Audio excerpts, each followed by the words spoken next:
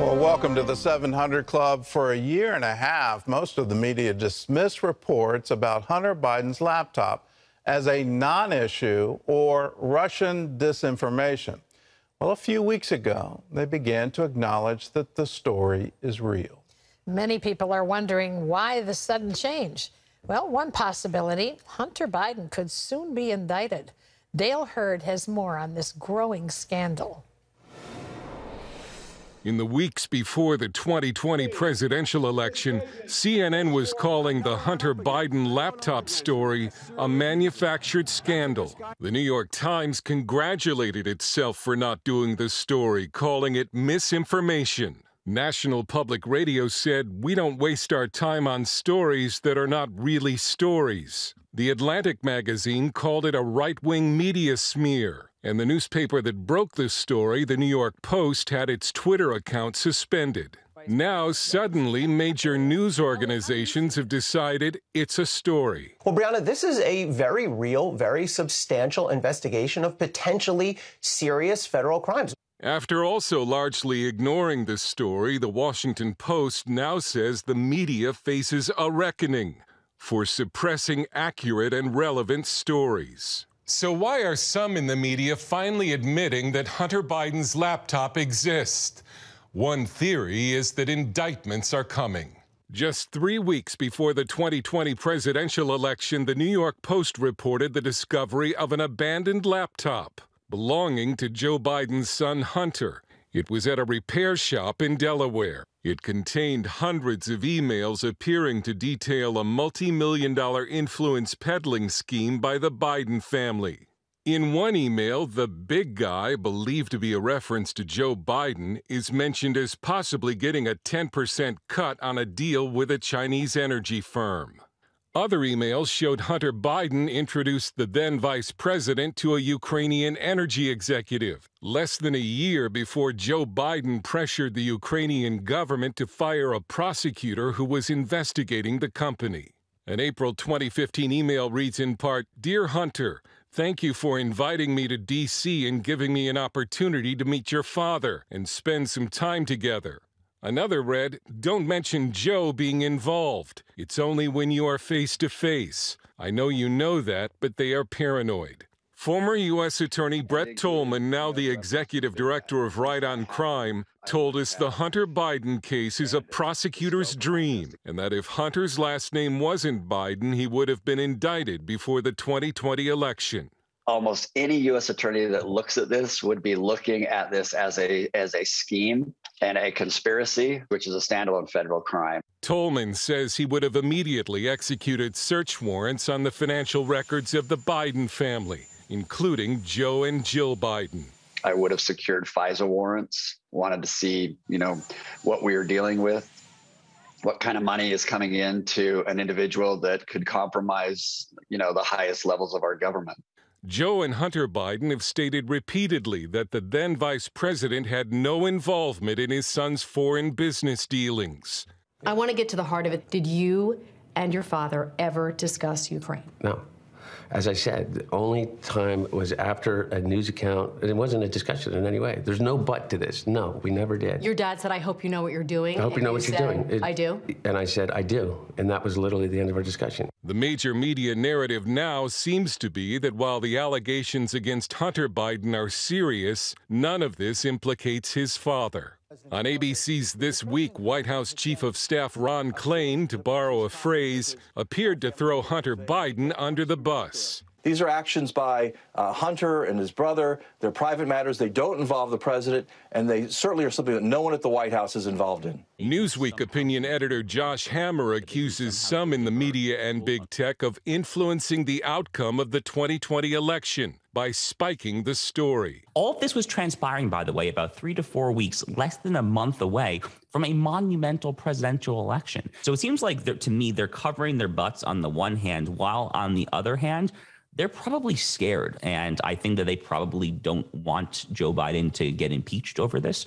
So they're trying to, I think, finagle this kind of middle ground approach. That's my best read of the situation, at least. Award-winning journalist Peter Boyer, who has worked at the New York Times as well as the New Yorker and in television, said media outlets didn't do the story simply because they didn't like it or the effect it could have on the election. The excuse they used at the time was that they couldn't verify it, which is, of course, a load of hogwash. They said, no, we're not going to cover this story. We don't like people who are associated with this story. We're not crazy about the effect this story might have, so we're not going to do it.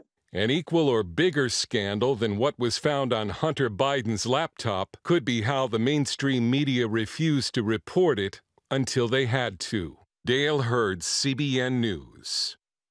Well, mainstream media has turned into a propaganda organ for the Democrat Party. And this isn't my own opinion. A U.S. federal judge has accused the New York Times and Washington Post of being adjuncts of the Democrat Party. They're propaganda newspapers. They're not news organizations. They're not trying to independently give us information. They're trying definitely to slant it. And this isn't the only instance. The New York Times had that famous story of bounties, Russian bounties for Afghans who kill U.S. soldiers. And it turns out it was completely false, but that doesn't catch up. They were trying to score political points against a sitting president. That somehow he knew about the bounty program and wasn't doing anything about it. So the people who vote, we all need to understand there's a lot of misinformation out there, and it's not just on one side. It's both sides. There's a book I encourage you to get. It's 4 years old now. It's published back in 2018. It's called Profiles in Corruption. And it details both sides of this. There's an untold one that does involve Hunter Biden, and it's out of the trip to China, where John Kerry's stepson and Hunter Biden were on Air Force Two with Joe Biden. He was a sitting vice president. John Kerry was a Secretary of State. And apparently the two sons walked away with business deals after flying on Air Force Two. That, to me, it doesn't pass the sniff test. And why is that allowed to happen? And why is that not being reported? And why aren't people being held accountable? And it all goes down to we have become so divided politically that we can't see straight anymore. And it's all about, are you for this particular candidate? Are you against this particular candidate? And everybody wants to predict some kind of disaster if the other party gets in power. We can't have a unified approach to the future of the United States of America. And I'm frankly afraid for our democracy. The longer we continue down this highly partisan road, just trying to convince 2% of the electorate to vote our way, we're never going to come into agreement for the long-term future. When you look at the challenges that we face in the world today, the challenge of Ukraine, the challenge of North Korea, the challenge of Iran, the challenge of peace in the Middle East, the challenge of a COVID pandemic, the challenge of our economy, high energy prices, high inflation. You look at all of these things. If we can't come together and say, these are our problems, how do we, as the United States of America, solve them? How do we forge an agenda for our future?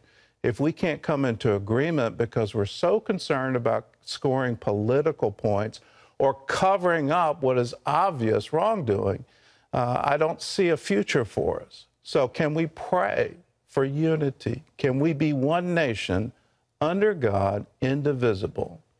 Now, with righteousness, how about that? How about justice for all? How about if you're in power and you do something wrong, you're going to be held accountable? We're going to see that, and that's going to play out over the next few months. And please be in prayer for our nation. Please be in prayer for unity. How can we come together and get to a point where we can have some kind of an agreement?